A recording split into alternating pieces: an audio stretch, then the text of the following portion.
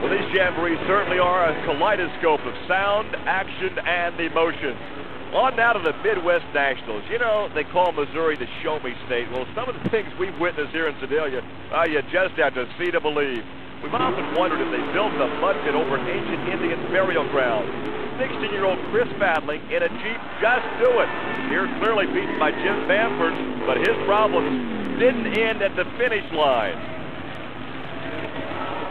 Now keep in mind, this is the first time for this teenager in a mud racing vehicle. What an experience the first time out. He's hanging upside down in the harness system. The emergency crew right there on the spot. He's uninjured, but look at his head hit the dirt as he releases the harness. He's okay, but I tell you, he's going to have a case of racing rheumatism tomorrow. Now watch again.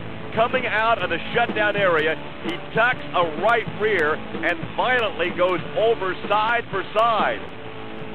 The throttle hung open. The nitrous oxide bottle is spit out, spraying everywhere, and he ends up upside down with fuel leaking on him.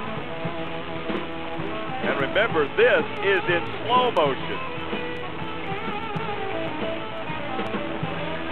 I wonder if his driver and instructor is watching. There goes the nitrous oxide bottle, spitting parts off the Jeep, but the roll cage is intact, and the driver's hanging upside down.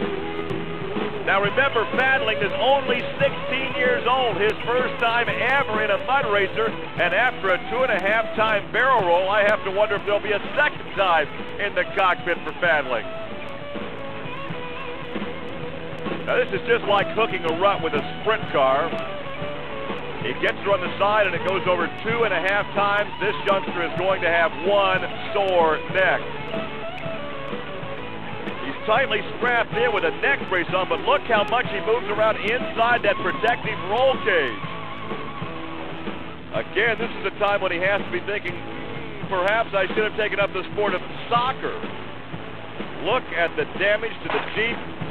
But fortunately for the teenager, the safety equipment held, the neck brace, the helmet, and the seat harness, and he was uninjured.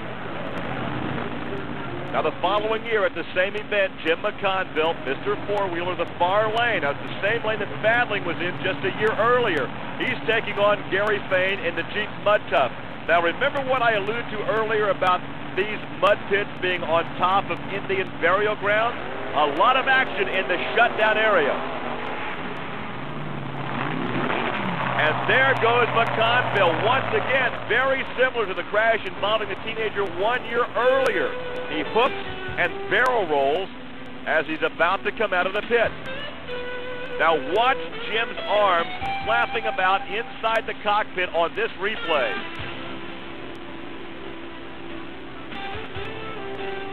These mud racers don't normally wear the arm restraints that we would normally see in sprint and midget competition. Another angle. McConville's an old pro. He's not a weekend racer. He's a professional mud racer by trade. It's a good pit. He's on top of the rut, but he gets in trouble coming out. Makes a good case for wearing arm restraints.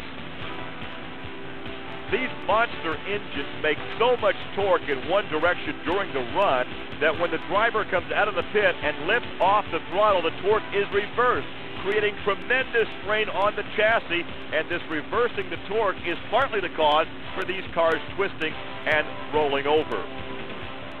Well, Jim was clearly dazed, suffering a bloody nose, and was somewhat devastated by what had just happened.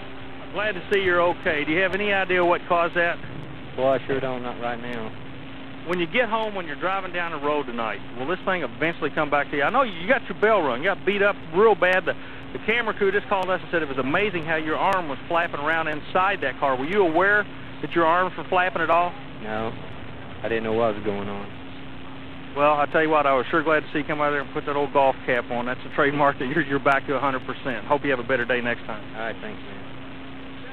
Well, just a few passes later, Doug Marsh in the near lane taking on Ron Pence and Tater at almost identical results.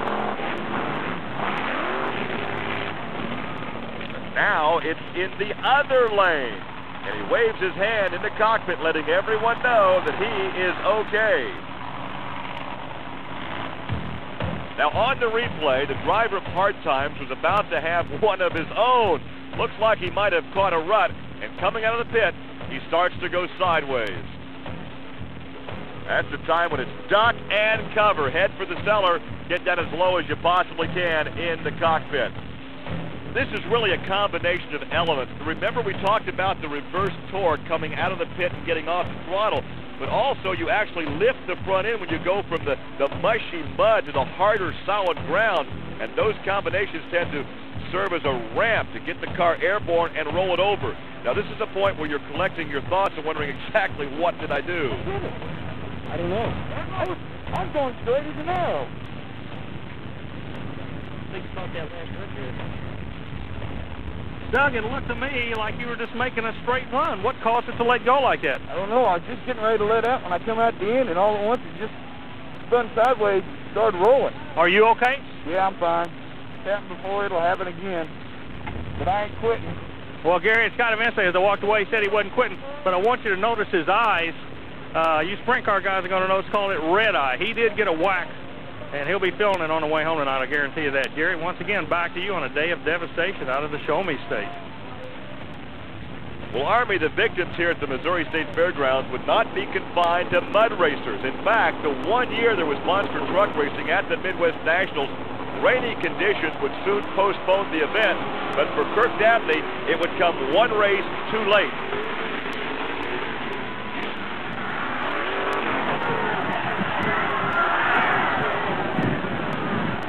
Well, Dabney was taking on Fred Schaefer, and obviously when you're racing barefoot Fred Schaefer, you have to push to the limit, but in this case, he may have pushed just a tad too far. His driving technique was right on. When he got in trouble in the shutdown area and actually got that 5-ton truck up on two wheels, he could reach out and grab a handful of grass if he wanted to, but right here, he kept his foot back in the throttle, and he almost saves it, but then it flips back over to the other side. Kirk was uninjured, and as he walked away, Army caught up with him. First of all, you okay? Yeah, Army, I'm fine. Okay, you high-sided it back in the throttle. It looked like you're going to be able to pull it out, but it just didn't work for you. I'm relatively new, so we're not really sure what happened. We're going to have to take a look at the replay and see what happened. We're pretty upset that we turned the truck over, but we'll be back.